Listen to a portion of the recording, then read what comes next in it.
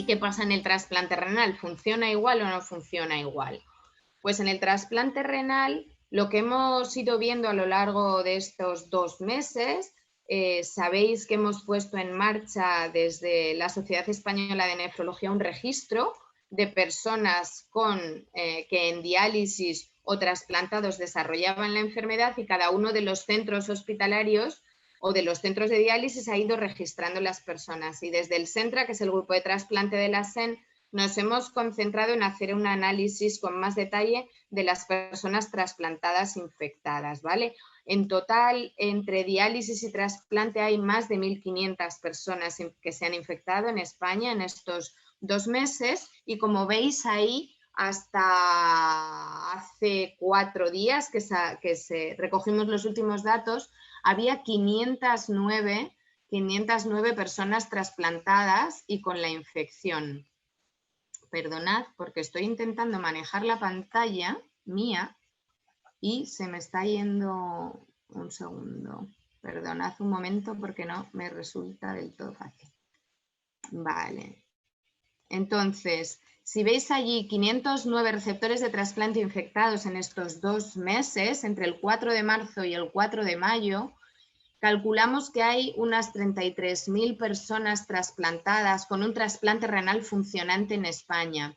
Eso quiere decir que 509 de los 33.000 supone 1,5 de incidencia. 1,5 de cada 100 trasplantados, 1,5 ha contraído la infección.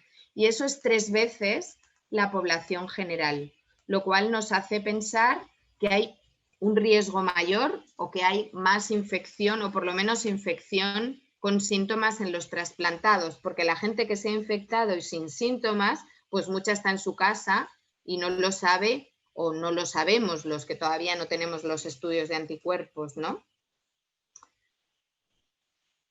Y no está claro que haya mayor riesgo conocido de contagio por el hecho de ser trasplantado, pero a lo mejor sí que hay más riesgo de contagio porque resulta que los trasplantados renales pues realizan una serie de actividades que los ponen en mayor riesgo de entrar en contacto con el virus. Evidentemente, yo sea trasplantado o no, si no entro en contacto con el virus, no me infecto. Para poder infectarme, tengo que contactar con el virus en algún momento.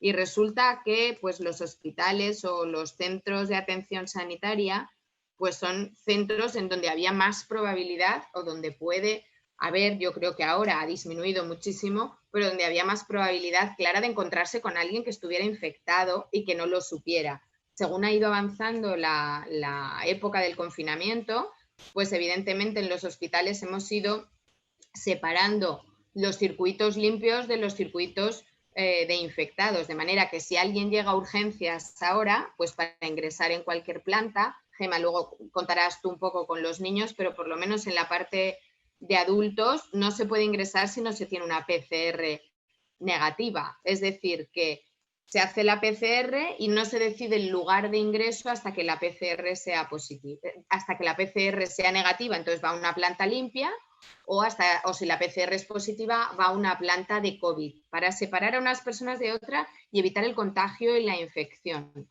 Claro, si uno ha entrado en urgencias, aunque se intenta que las personas entren por separado, pero entra y uno le tose al lado, pues claro, es más posible que se pueda contagiar que si uno no va a urgencias. Eso está clarísimo, ¿no? Con lo cual, la atención sanitaria y los ingresos aún pueden haber aumentado el riesgo de infección, sobre todo en el momento en que no sabíamos quién estaba infectado o no.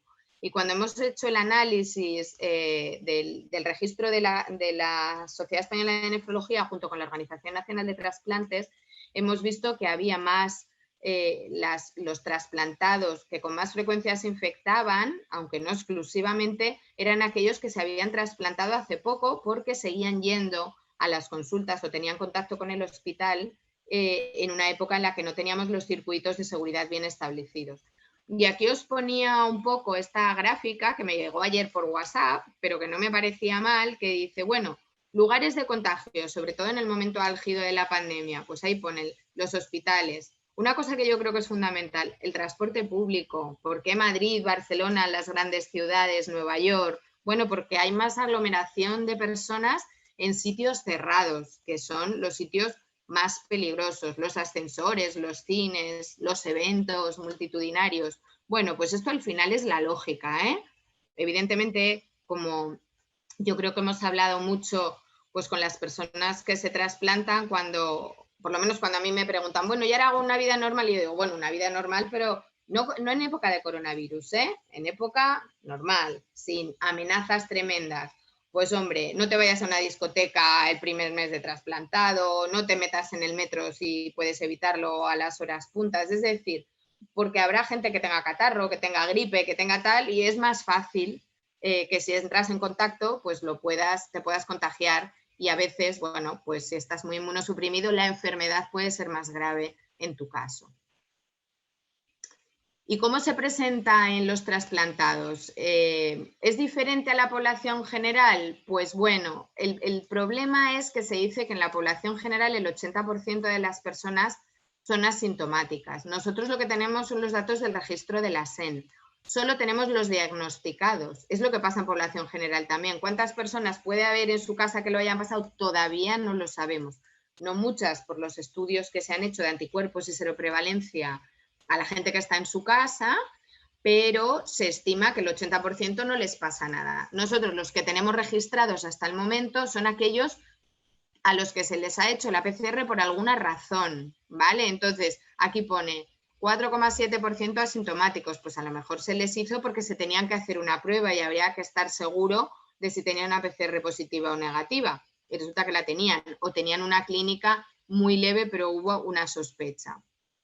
Pero, sin embargo, cuando se produce enfermedad, ya no infección por el COVID o ya no el haber entrado en contacto, sino enfermedad, entonces los trasplantados también tienen fiebre, como la población general, que esto es un cántico que oímos mucho, y los adultos infectados, pues aunque estén trasplantados y reciban inmunosupresión, también tienen fiebre. No son personas que no vayan a tener fiebre en general. También han tenido tos y mocos, como en cualquier cuadro catarral, y ahogo, y eso lo veis aquí en las diferentes gráficas. ¿Y cuál ha sido la evolución?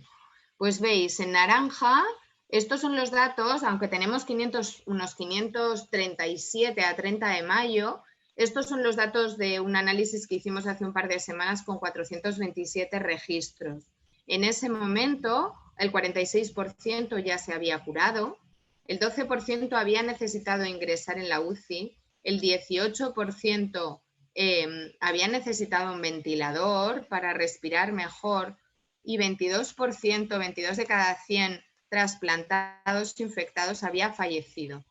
Solo 4% por debajo de 60 años. Es decir, que se concentra en la población mayor, es la que debe tener mayor precaución en este sentido.